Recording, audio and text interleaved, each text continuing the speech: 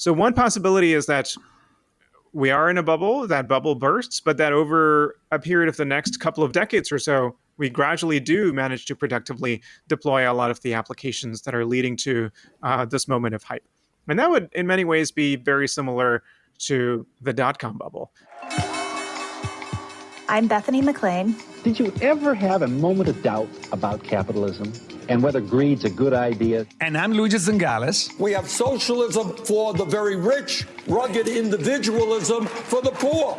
And this is Capital Isn't, a podcast about what is working in capitalism. First of all, tell me, is there some society you know that doesn't run on greed? And most importantly, what isn't? We ought to do better by the people that get left behind.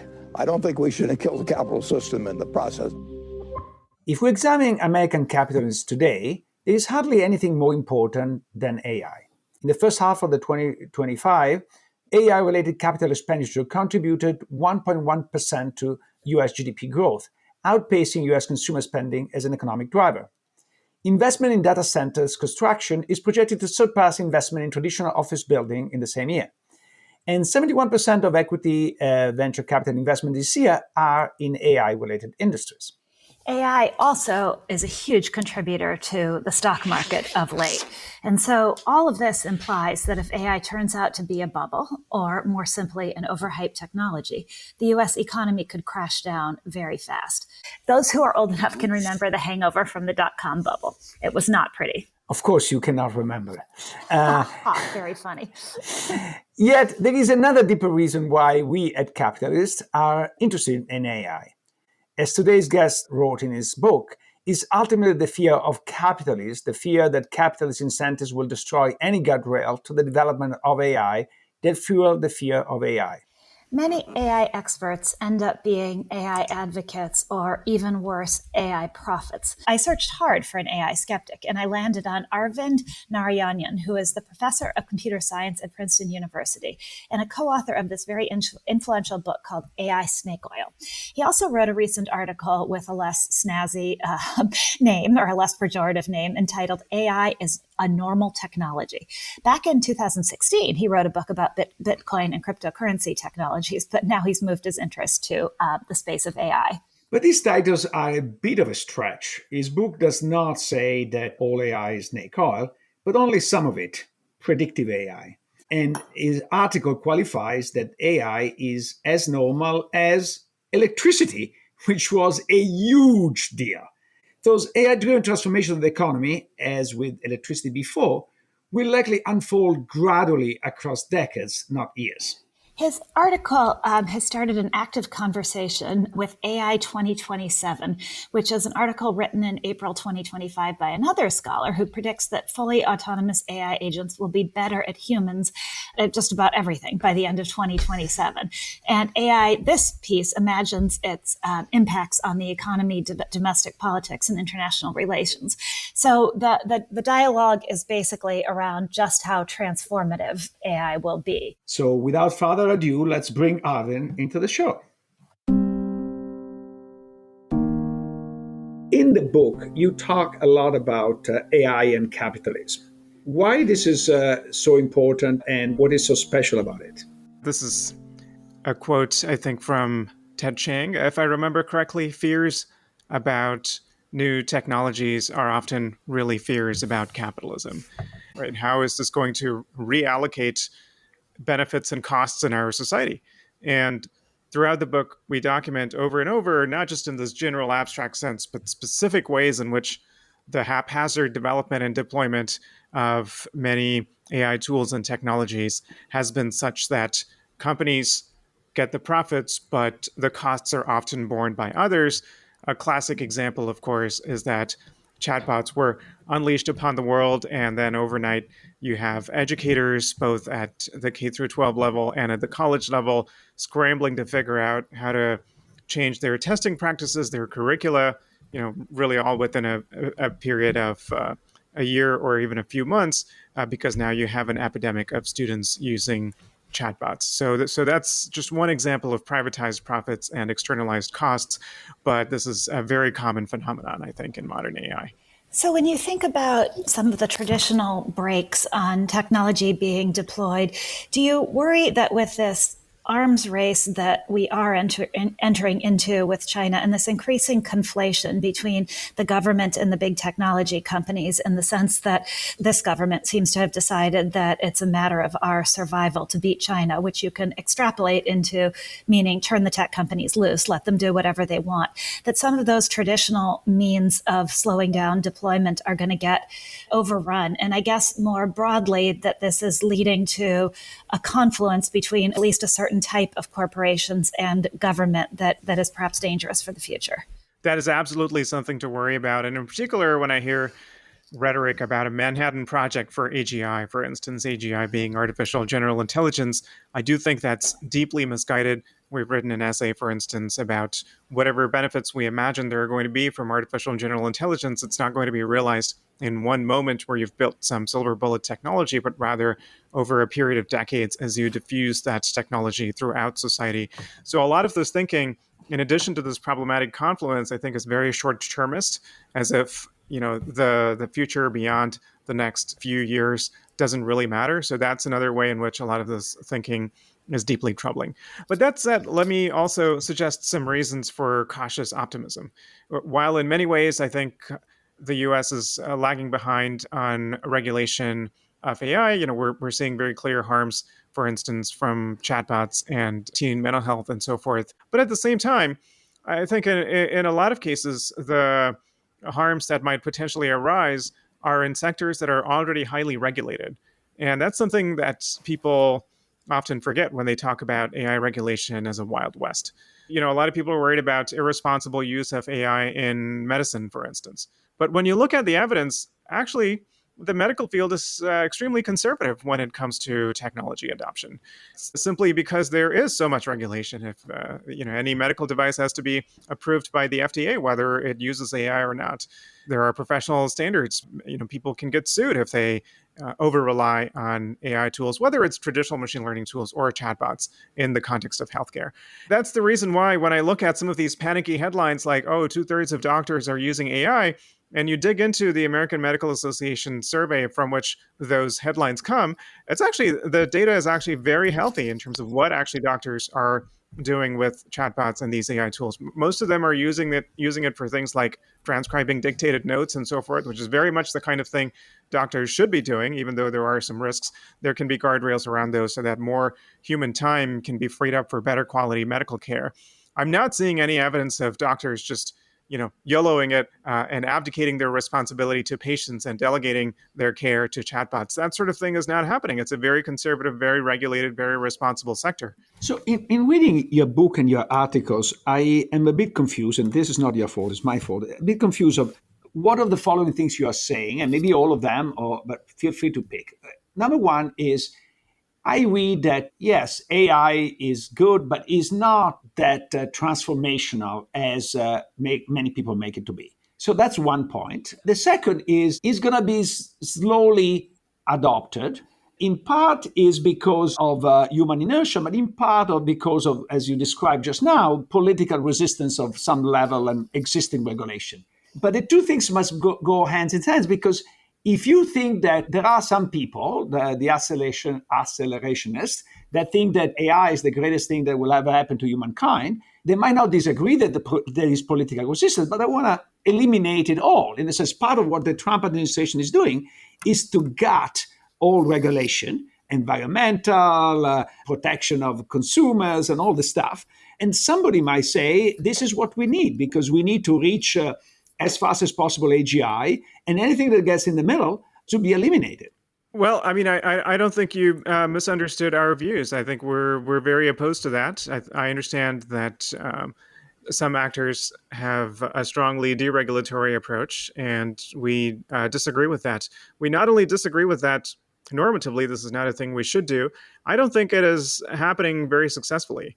Certain kinds of environmental regulation are one thing, but again, it's not as if you can transform the medical system so that there's no regulation of medical devices, or remove liability laws so that doctors engaging in malpractice don't get sued. That's not really a thing you can do and get away with. So we're not really Yeah, This I'll is take where, that. sorry to interrupt you, but this is where I think there is some wishful thinking on your part. I don't think that is something that is completely out of the feasible set. We know already that some people are thinking about this little nation state in which everything is permitted, right? Including medical devices without FDA approval. Certainly, no liability for doctors. There is a part of the Silicon Valley universe that is really, really going that direction. And Oh, yeah. I'm feeling that unless you merge this with the fact that actually AGI is not that feasible or not that great, your warnings are actually fuel to the fire of saying we should eliminate more, because you're saying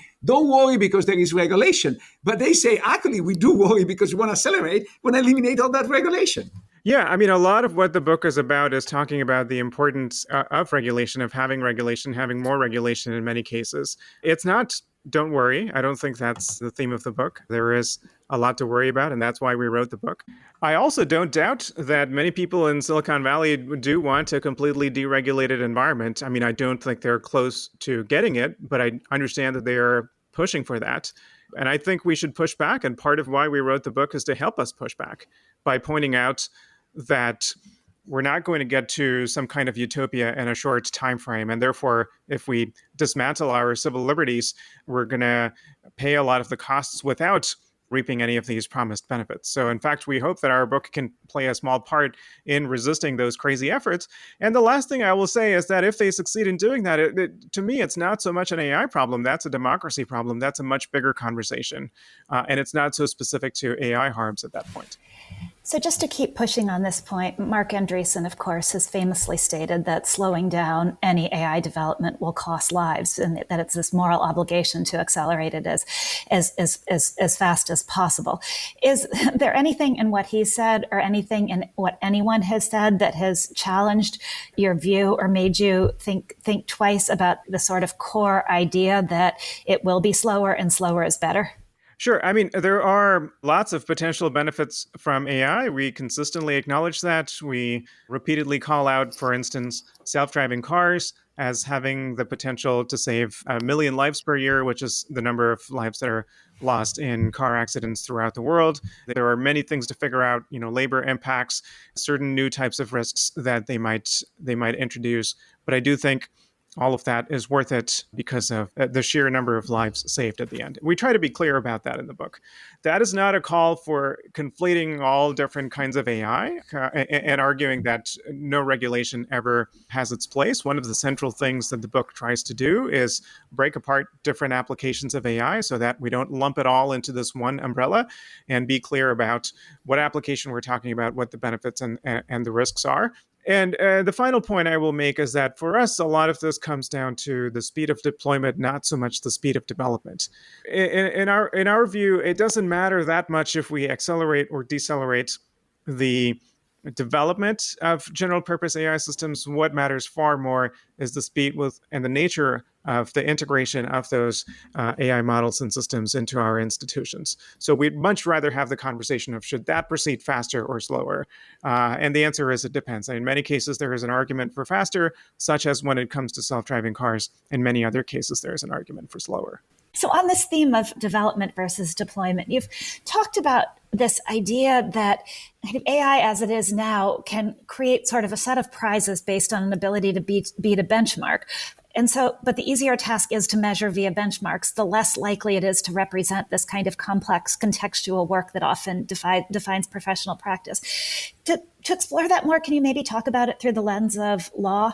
Because that's one area where on the surface you might look at and say that whole industry, particularly at a junior level, is going to get wiped out by AI because AI can do all the brief writing and everything that used to require an army of more junior lawyers. And that also feeds into a question of if you don't have junior lawyers, how do you train senior lawyers? But I'm going on a tangent. Not law, what would you use to best explain that idea or explore that idea? Yeah, definitely. A couple of years ago, there's this company, Do Not Pay, that I think started out as a way to dispute parking tickets and things like that. But they had bigger ambitions, and they claimed to have built a robot lawyer. Their kind of pitch was that if any lawyer used AirPods to argue a case in front of the Supreme Court, just repeating what this robot lawyer said, the company would pay them $1 million because of their service for demonstrating the superiority of this robot lawyer. Now, this was never real. They surely knew that this was nothing more than a publicity stunt because electronic devices are not even allowed in the Supreme Court, right? So this was never going to happen. But it went viral because for a lot of people, it at least seemed plausible that this company had managed to build a robot lawyer. There was none. They got into trouble with the FTC. You can read the complaint in detail, all kinds of misrepresentations and lies. There wasn't a robot lawyer. But why did it even seem believable? Because there is so much hype from companies themselves, but also press reporting that conflates performance on benchmarks like the bar exam with AI being useful in real-world legal settings. And the simple fact is that lawyers' job is not to answer bar exam questions all day. That is a good example of what I mean by the simpler the task is to measure via benchmarks. So bar exams are something that you can grade with yes or no or multiple choice answers.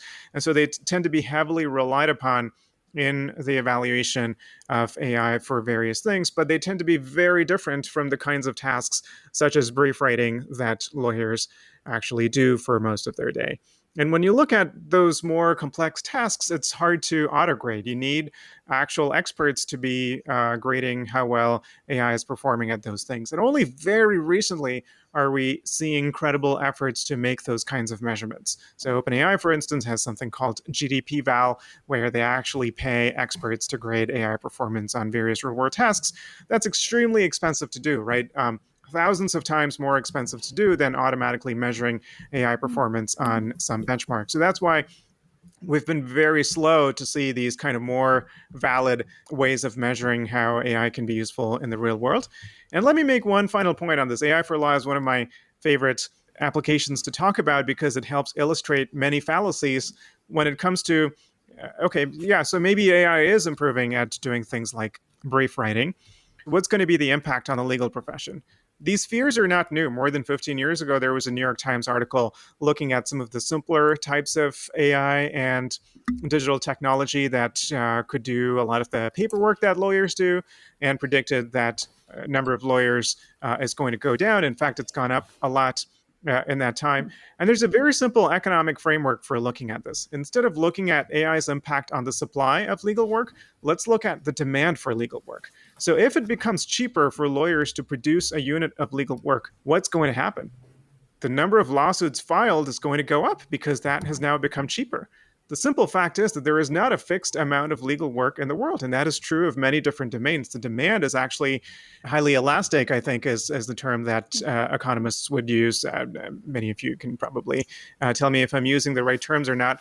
And so these simplistic ways of looking at AI on the labor market, I think, are very unfortunate. They've led to a lot of confusion and misinformation and should be rejected. It's never a comparison of AI versus purely human skills unaided by technology. It's always AI versus human plus AI. And it's unclear why a human plus AI team would be any worse and usually would be better than AI acting alone. So full automation in most professions, I think, is going to be very much the exception rather than the norm.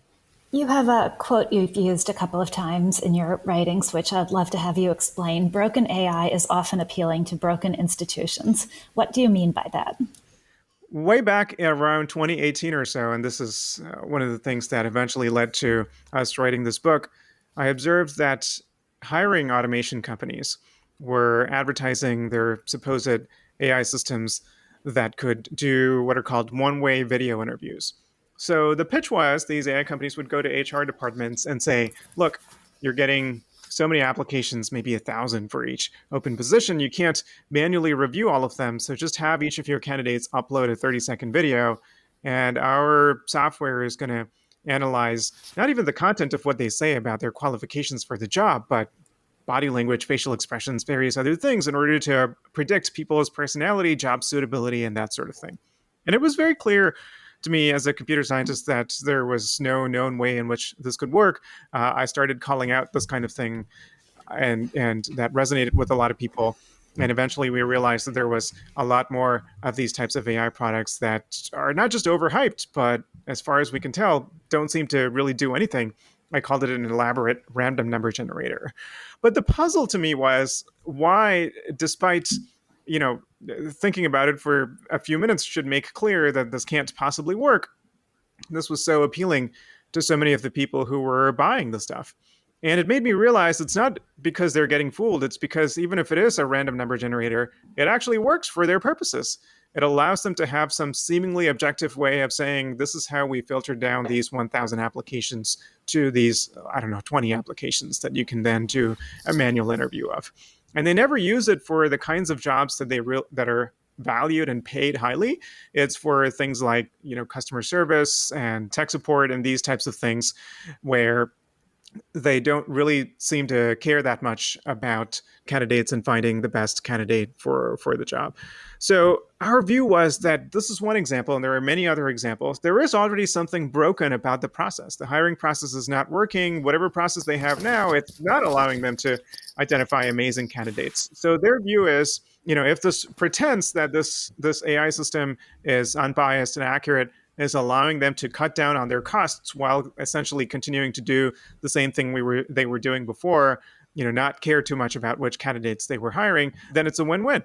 And unfortunately, this kind of thing seems to be all too common. So it's not merely a matter of saying this AI system doesn't do what it's supposed to do, but looking at the underlying system, seeing what's broken about it and whether that can be fixed.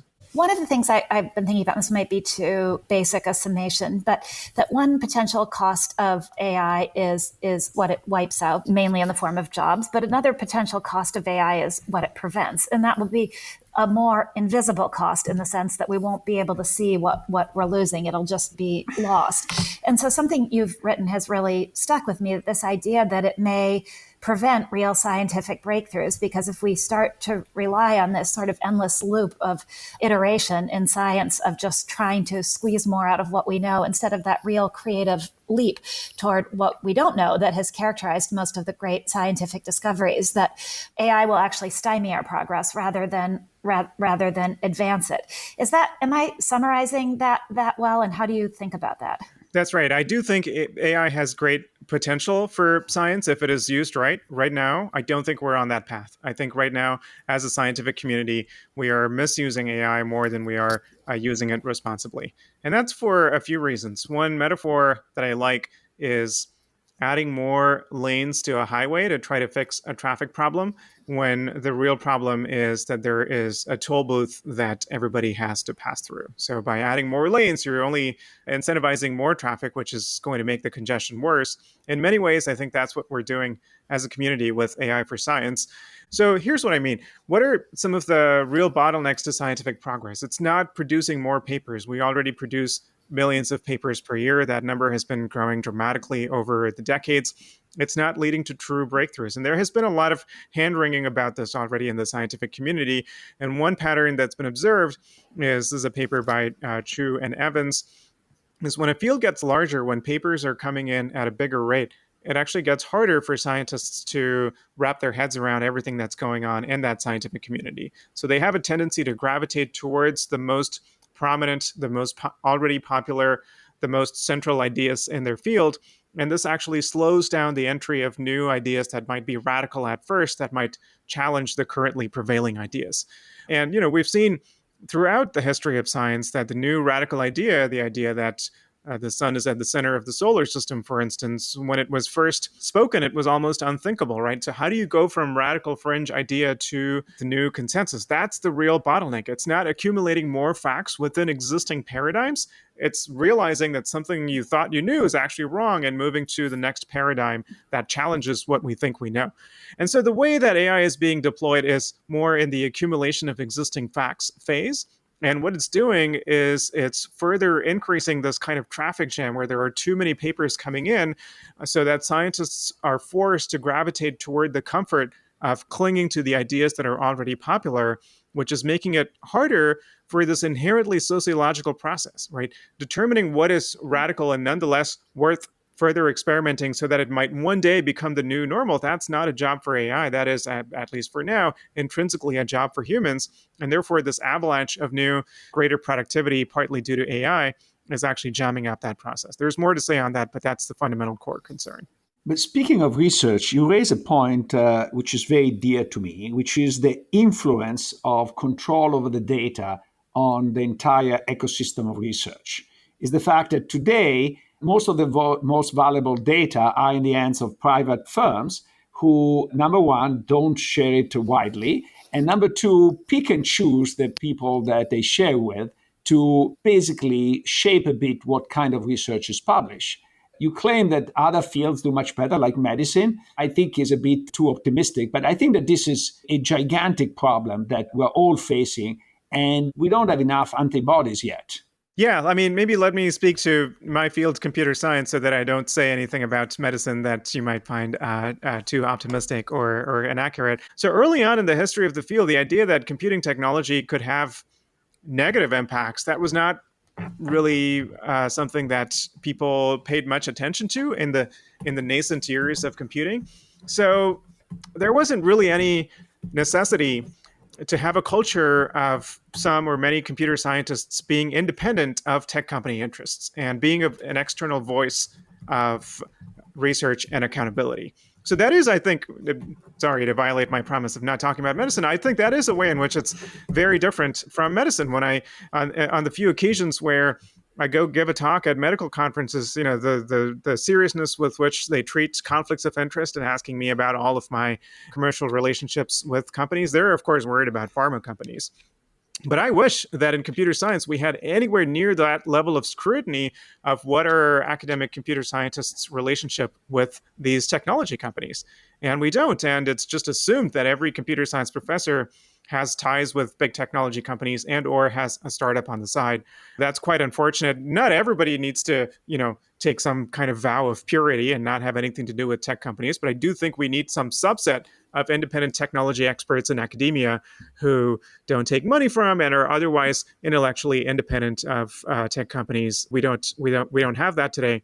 And all of that contributes to the problem of tech companies owning all the data and making external researchers essentially so subservient, because if they want to do good research, they're so dependent on access to not just data, but also computational power from technology companies.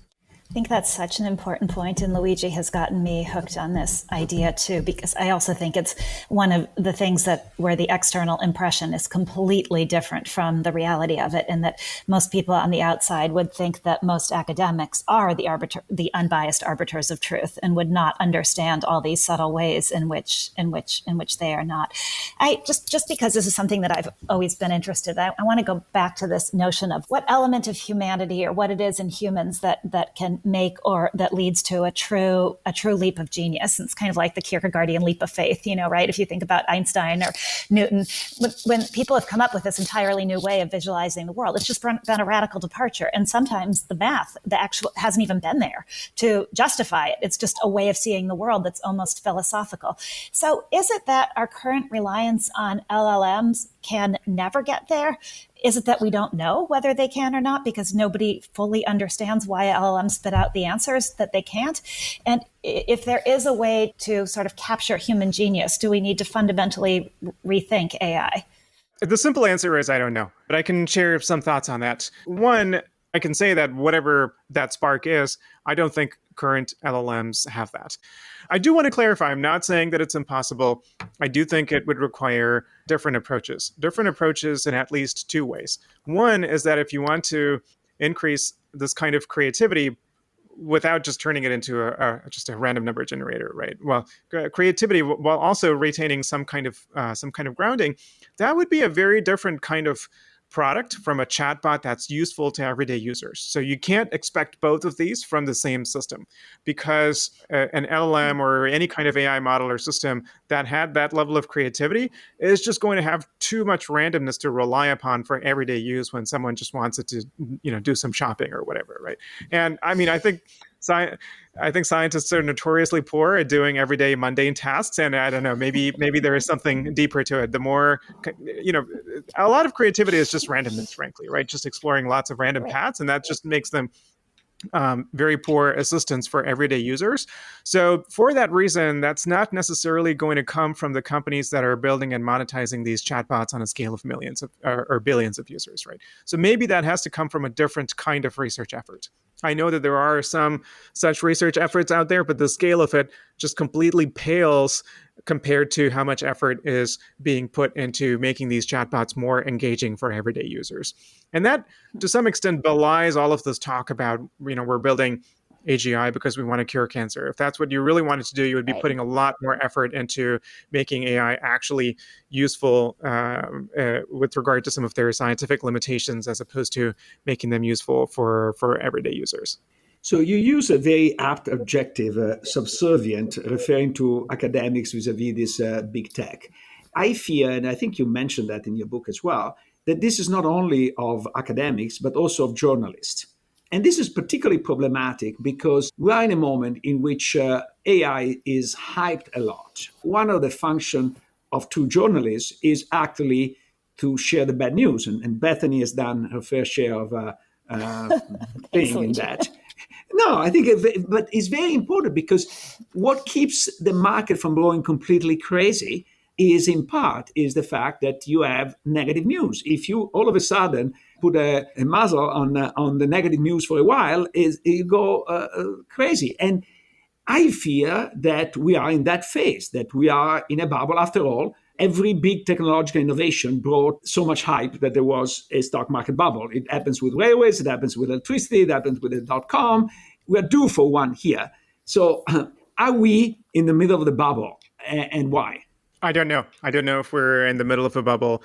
Here's one possible way in which things might play out. I think it's quite possible that a lot of the hopes and expectations that have led to this level of investment in AI actually do correspond to real potential, but that these are not things that are going to be realizable on a 2 to 3 or whatever kind of time frame that's relevant to investors, especially considering that GPUs depreciate on a very rapid time scale. So one possibility is that we are in a bubble, that bubble bursts, but that over a period of the next couple of decades or so, we gradually do manage to productively deploy a lot of the applications that are leading to this moment of hype. And that would, in many ways, be very similar to the dot-com bubble. A lot of the excitement that led to the dot-com bubble related to things that people hoped that we would be able to do online, that it turned out was too premature in the 1990s, but are things that we take for granted today. So I do think that's possible, although I also think there are lots of differences from the dot-com bubble as well. There is one point we strongly agree, which is on Section 230 of the Communication Decency Act. I've been said for years that algorithmic curation should not be shielded from liability. Now, I thought that this shift will require a law. And what I found very intriguing is that you argue that if properly interpreted, the current version of Section 230 leads to this conclusion. Is that true? Can you explain that? I unfortunately can't talk about this on the record. Since writing the book, I have been retained as an expert witness in a lawsuit against most of the leading social media companies on this point. So I do want to be very careful about what I say on this in public. So okay, I'm glad you're suing the social media companies. So I think you're doing. So we're sympathetic to that. That's actually very exciting. Last question, if we still have time. The one point where we are not on the edge, you're clearly optimistic, is you don't think that the world will end in 2027. I'm referring to the AI 2027, who has a pretty scary view of the world. Why that scary view is wrong?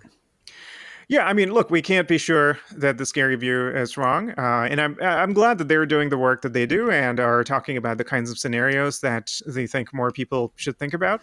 And I do think researchers should be thinking about those kinds of scenarios. We think a lot about those kinds of scenarios. But I think it relies on a whole set of assumptions. It relies on AI developers and researchers being able to get to human-like AGI in a very short span of time, right? And we've been doing a lot of benchmarking of these AI agents, and we see very clearly that even though they can superficially solve a lot of tasks that are associated with human intelligence, the way they go about it is just so far from the flexibility, generality, adaptability, resilience of human intelligence. When you take them slightly out of the kinds of inputs they're used to, the performance of AI systems can catastrophically drop. We're seeing so many limitations, and we don't think this is just a matter of scaling or even one scientific breakthrough away. This is many scientific breakthroughs away. I do think just on the tech side, we have a lot of time. That's one point. That's not even the main point. Our main point is that it doesn't even matter so much if the capabilities of AI systems improve so rapidly. We have a lot of agency as individuals, as companies, as institutions, as policymakers, in how we choose to deploy these things. And so these risks are going to be realized when we deploy AI systems, not just when we develop them. And we have a whole essay called AI as Normal Technology, which is also our newsletter that we're developing into a book that really talks about how to exercise this agency. So it's not a matter of everything is definitely going to be okay, but it's a matter of here are things we can do collectively in order to ensure that things stay on a good path. So it's a prescription more than a prediction. If you're enjoying this podcast, there's another University of Chicago Podcast Network show to check out. It's called 9 Questions with Eric Oliver. Have you ever wondered who you are, but you don't know who to ask? Then join Professor Eric Oliver as he poses the 9 most essential questions for knowing yourself to some of humanity's wisest and most interesting people. Listen to 9 Questions, part of the University of Chicago Podcast Network.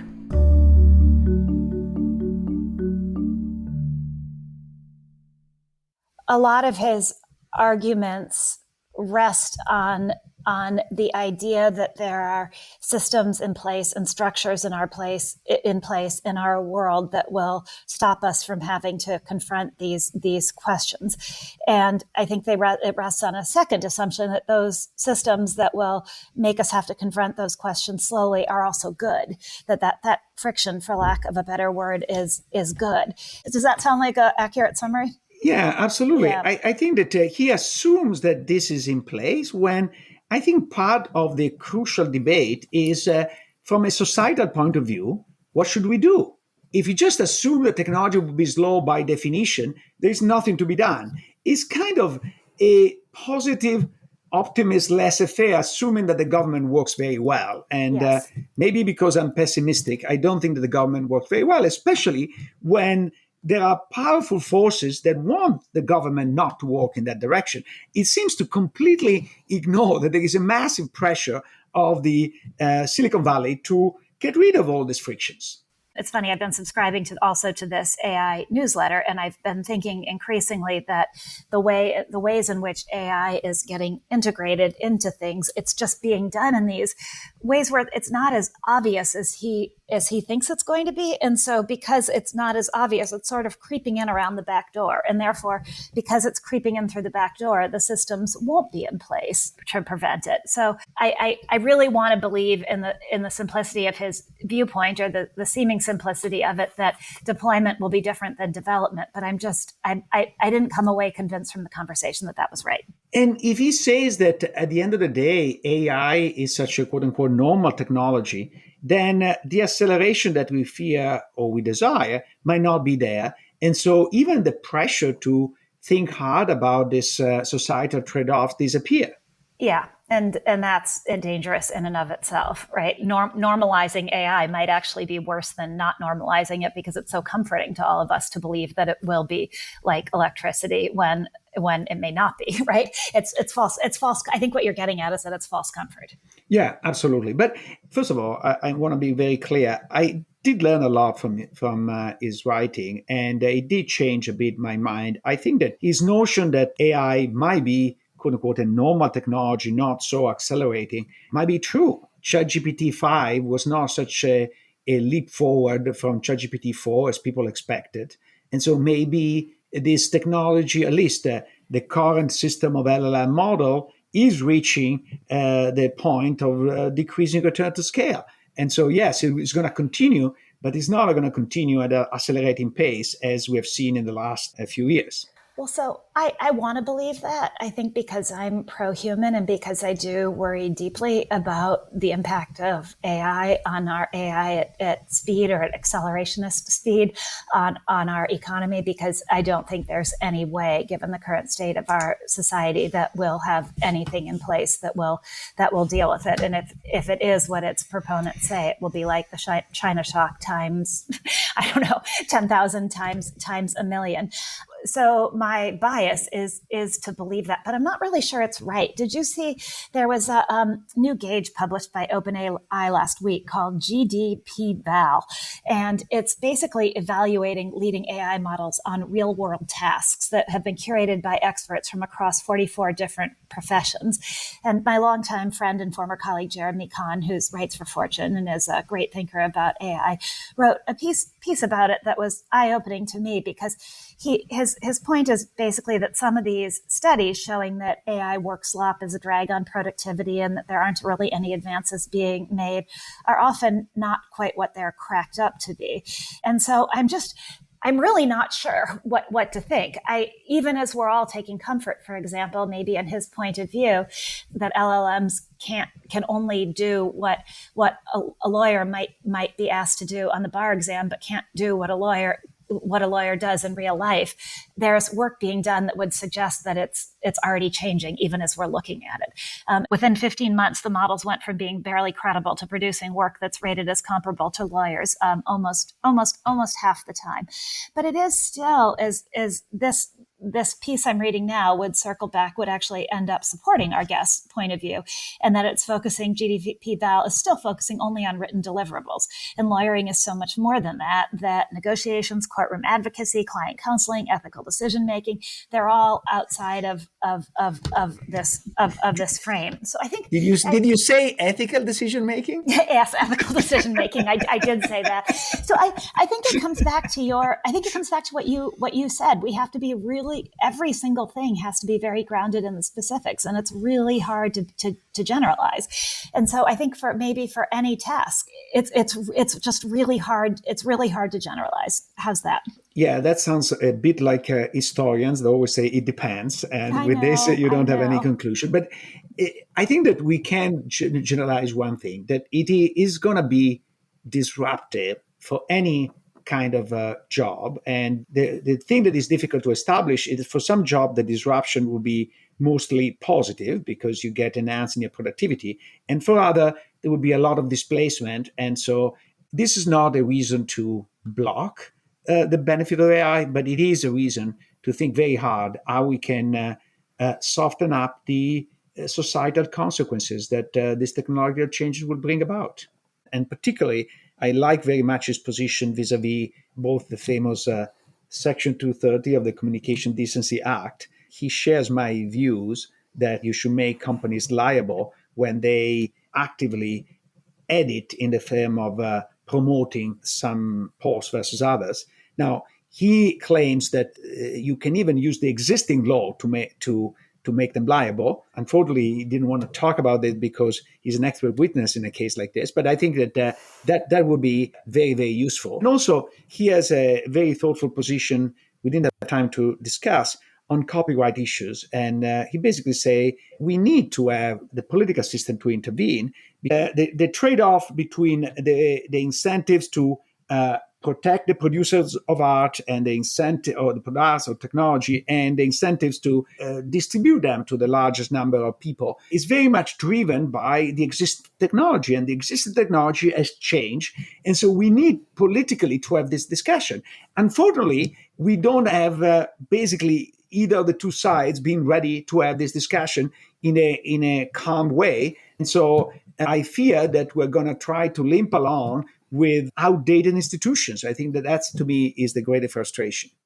But I did think also, though, separately, that you raised an interesting question that there's a lot of debate about today, which is AI in a bubble? And I do think that is a separate question from what the transformative effect of AI will be, because I think it's possible that both things are true, that AI is in a huge bubble and that the collapse of that could be sort of a first level wave of damage before we even get to the damage wrought by AI taking people's jobs. In other words, it's possible that there will be all sorts of levels of damage, from a stock market wipeout that turns into an economic wipeout, and before we even get to the real problems caused by our jobs going away. And maybe that's actually the most pessimistic take possible, is that yes, AI is in a bubble. Yes, the wipeout is going to be terrible. And yes, AI is also fundamentally incredibly transformative, and it's going to take all our jobs.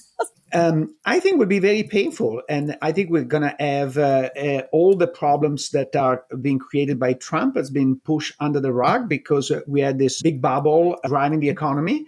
And so we're going to have the bursting of the bubble with the normal consequences and the emergence of all these underlying problems. So that this double coincidence will be very painful. And possibility is that this will start a lot of restructuring that eventually will be positive. But in the short term, I see pain ahead. Yeah, I think it goes back to the conversation we had about Japan, actually, which is that in many cases, bubbles are masking underlying weakness. And I worry that the current AI bubble is masking underlying weakness in our economy. And so when it bursts, that underlying weakness will also be part of the problem. There are these incredible numbers from Michael Sembalist at JP Morgan. He wrote that since the release of ChatGPT in 2022, AI-related stocks have accounted for 75% of S&P 500 returns, 79% of earnings growth, and 90% of capital spending growth. So if all of that collapses and goes away, it's going to be extraordinarily painful on a scale that puts the dot-com bubble to shame. A friend of mine actually reminded me recently, remember Pets.com, how that was the celebrated collapse from the dot-com era? So guess what Pets.com peak market cap was? About $300 million. Tiny, tiny, tiny. So you contrast that to, let's look, what is NVIDIA's market cap right now? NVIDIA's market cap as of right now, as we're recording this, NVIDIA's market cap is 4.56 trillion. So the scale is just, it's entirely different. So therefore the damage will be a lot bigger. And I also think our economy is in worse shape. The AI bubble is hiding a plethora of sins, including a rising and unsustainable debt level. And so I think it could be quite ugly. How's that for Monday morning negativity? Yeah, I think it's very negative, but as always, being negative, sometimes you might be right. And this is what is interesting is if you want to think about the biggest change in technology was the introduction of mass production that Ford brought about. And really, that became diffused in America during the period of the Great Depression. One of the issues of the Great Depression that most people are not aware of is there were massive increase in productivity during the Great Depression. They didn't manifest in more people having more wealth, but I think that from a technical point of view, was an extraordinary period of growth. So it is possible, as you said, that after the crash following the AI bust, there would be a lot of restructuring, increasing tremendously the efficiency, but with a lot of people unemployed. I think that those two things are possible. And to be fair, I think moments of crisis are the easiest one to restructure. I always tell my students an example of technology. At the beginning of World War II, the French and the British were defeated by the Germans because the Germans knew how to use the tanks in a much more efficient way in waging war than the Brits and the French. But there is nothing that makes you learn fast as a military defeat. And the British and later the Americans learn how to use the tanks pretty fast. But without a defeat, it's hard to change. So unfortunately, economic downturns have this positive effect, but they're very painful. Capitalism is a podcast from the University of Chicago Podcast Network and the Stiegler Center in collaboration with the Chicago Booth Review. The show is produced by me, Matt Hodap, and Leah Cesarine, with production assistance from Utsav Gandhi, Matt Lucky, Sebastian Burka, Andy Shee, and Brooke Fox. Don't forget to subscribe and leave a review wherever you get your podcasts. And if you'd like to take our conversation further, also check out promarket.org, a publication of the Stiegler Center, and subscribe to our newsletter. Sign up at chicagobooth.edu/Stiegler to discover exciting new content, events, and